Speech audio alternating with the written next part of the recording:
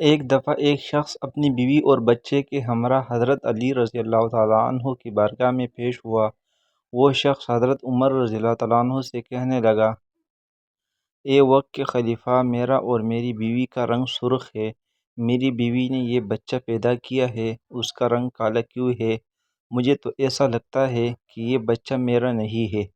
میری بیوی نے کسی کے ساتھ بدکاری کی ہے، جس کی وجہ سے اس بچے کا رنگ ہم دونوں کے ساتھ نہیں ملتا۔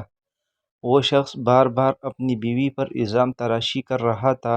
بیوی نے روتے ہوئے حضرت عمر رضی اللہ تعالیٰ عنہ کو کہا، اے امیر المومنین، میں سچ بول رہی ہوں، میں نے کبھی بھی امانت میں خیانت نہیں کی ہے۔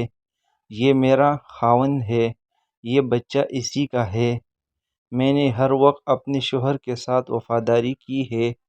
میں نے ہمیشہ اپنے خاوند کی موجودگی و غیر موجودگی میں اپنی عزت کا خیال رکھا ہے۔ میرا شوہر مجھ پر یقین نہیں کر رہا ہے۔ شوہر نے کہا، اے امیر المومنین، میری بیوی جھوٹ بول رہی ہے، یہ بچہ میرا نہیں ہے، یہ بچہ کسی اور کا ہے۔ اگر یہ بچہ میرا ہوتا تو اس کا رنگ ہم دونوں جیسا ہوتا۔ اس بچے کو دیکھ کر صاف صاف ظاہر ہوتا ہے یہ بچہ میرا نہیں ہے۔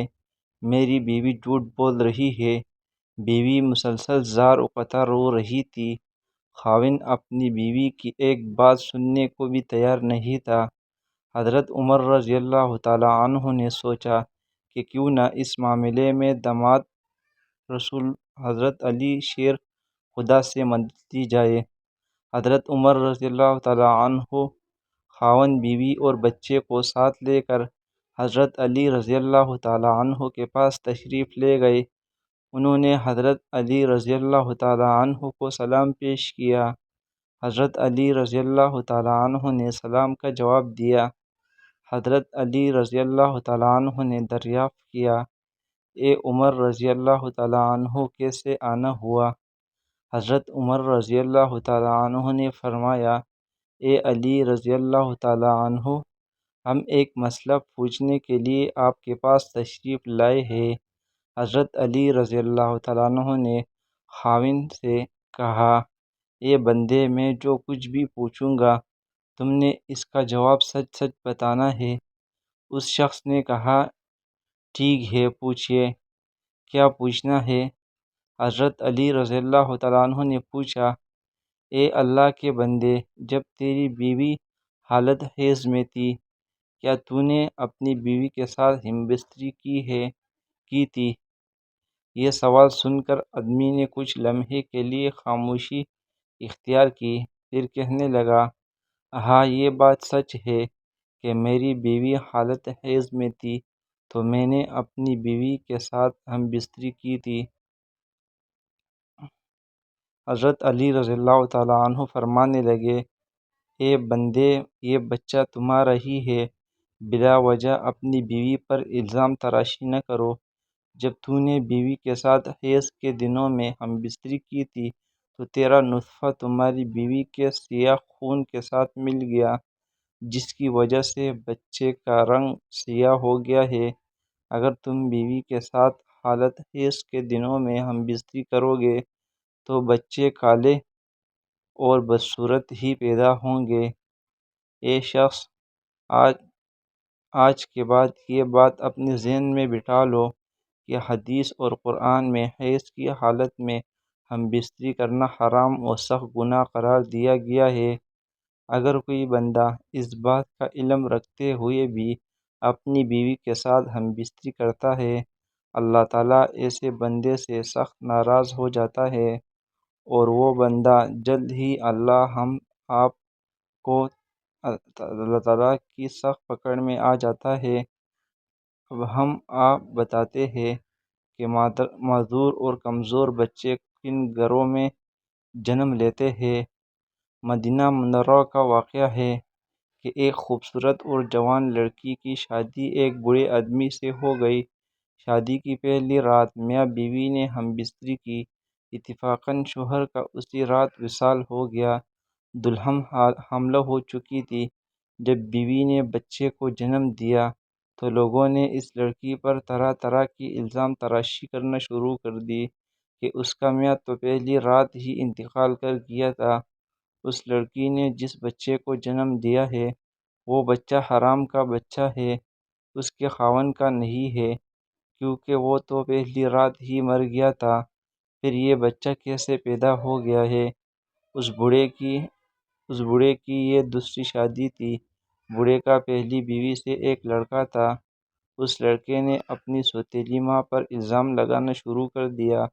وہ کہنے لگا کہ اس عورت نے کسی کے ساتھ زنا کیا ہے، یہ بچہ میرے باپ کا نہیں ہے، یہ بچہ حرام کی اولاد ہے۔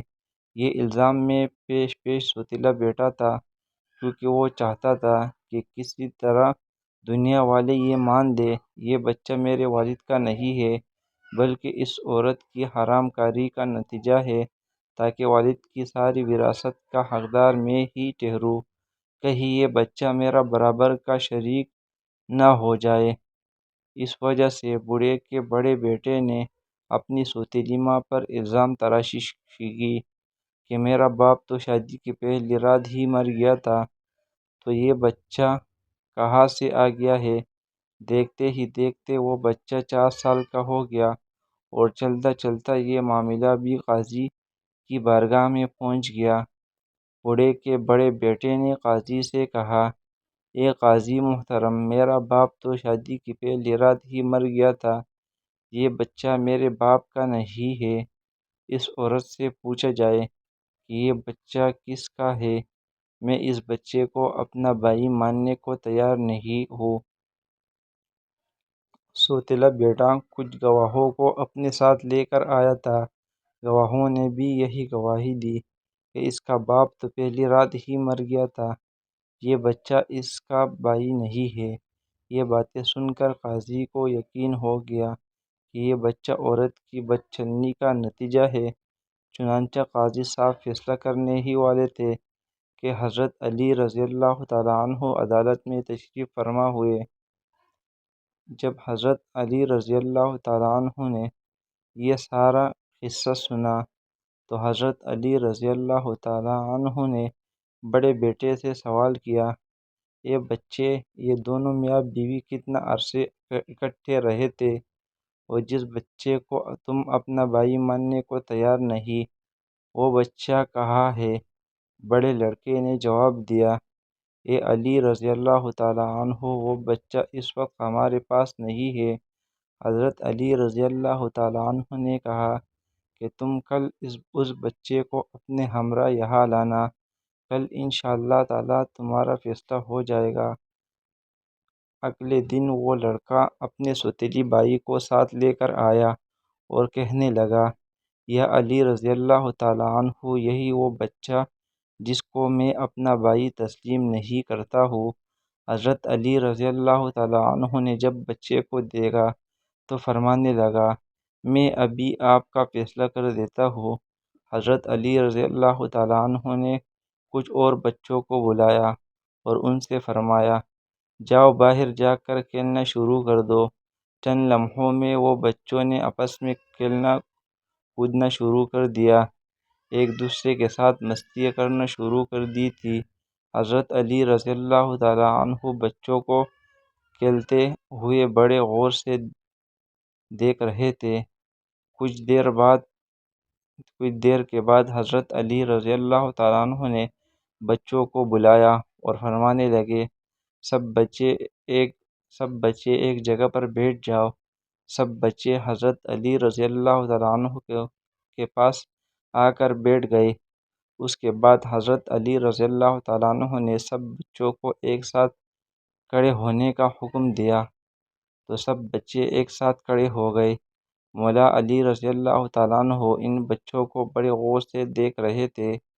حضرت علی رضی اللہ تعالیٰ عنہ نے دیکھا کہ یہ سب بچے بڑی آسانی کے ساتھ کھیل رہے ہیں، بیٹھ رہے ہیں، کھڑے ہو رہے ہیں، ان کو کھیلنے بیٹھنے اٹھنے میں کوئی دقت نہیں ہو رہی ہے۔ حضرت علی رضی اللہ تعالیٰ عنہ نے دیکھا کہ جس بچے پر الزام لگایا جا رہا ہے اس بچے کو بیٹھنے اور اٹھنے میں کافی وقت ہو رہی ہے۔ آپ رضی اللہ نے فیصلہ یہ سنایا کہ یہ بچہ اسی بوڑھے شخص کا ہے، کیونکہ اس بچے میں کچھ کمزوریاں ہے جس کو دیکھ کر یہ ظاہر ہوتا ہے کہ یہ بوڑھے باپ کا بچہ ہے۔ باقی سب بچوں کو کسی قسم کی کوئی دقت نہیں ہو رہی ہے، وہ بآسانی سے چلتے پھرتے اور کھیلتے ہوئے نظر آتے ہیں۔ ان میں کوئی کمزوری نظر نہیں آ رہی، کیونکہ وہ جوان باپ کی اولاد ہے۔ اللہ پاک سب کو صحت مند اور خوبصورت اولاد سے نوازے، آمین۔ ناظرین، کمنٹ سیکشن میں اللہ تعالیٰ کے 99 ناموں میں سے ایک نام ضرور ٹائپ کریں۔ شکریہ۔